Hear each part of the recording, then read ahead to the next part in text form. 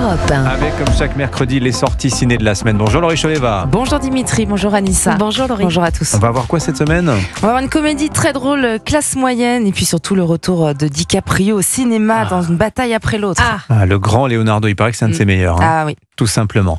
Mais d'abord, le livre du jour. Bonjour Nicolas Caro. Bonjour Dimitri. Ce matin, vous nous proposez de jouer un peu avec un roman de la rentrée littéraire. Et oui, vous êtes bon joueur ou mauvais joueur, vous?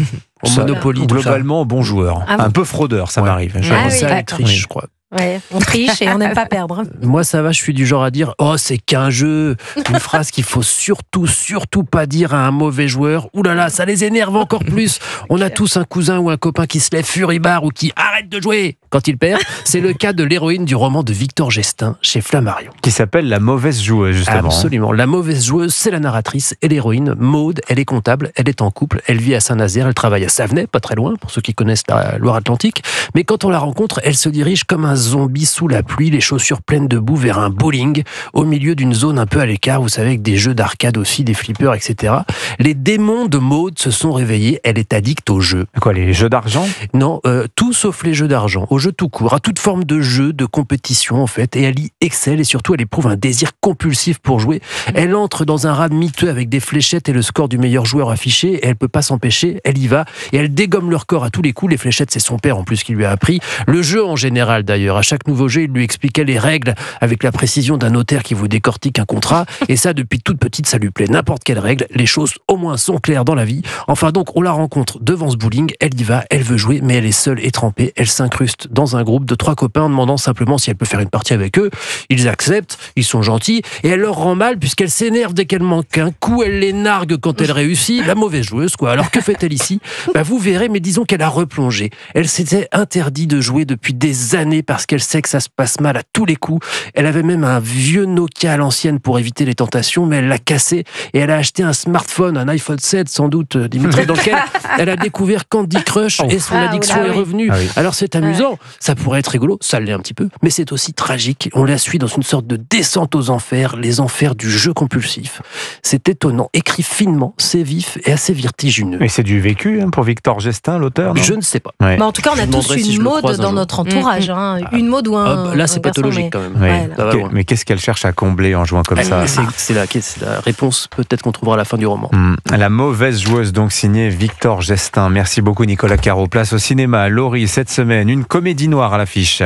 Oui, classe moyenne qui était présentée au dernier festival de Cannes, comédie sociale aussi très drôle. Laurent Lafitte et Élodie Bouchez incarnent les Trousselards, un couple de bourgeois infects à l'esprit étriqué, qui vont se retrouver au cœur d'une brouille avec Tony et Nadine Azizis, joués par Ramzy Bedia et Laure Calamy, le couple de gardiens roublards de leur ville. On va trouver un accord ici et maintenant. La violence est une limite. Et cette limite a été franchie 2 fois aujourd'hui. Vous arrêtez de vous foutre de notre gueule. Ça va partir en couille là. Ça va très loin. Les riches peuvent-ils cohabiter avec les pauvres? C'est le thème de cette comédie d'Anthony Cordier.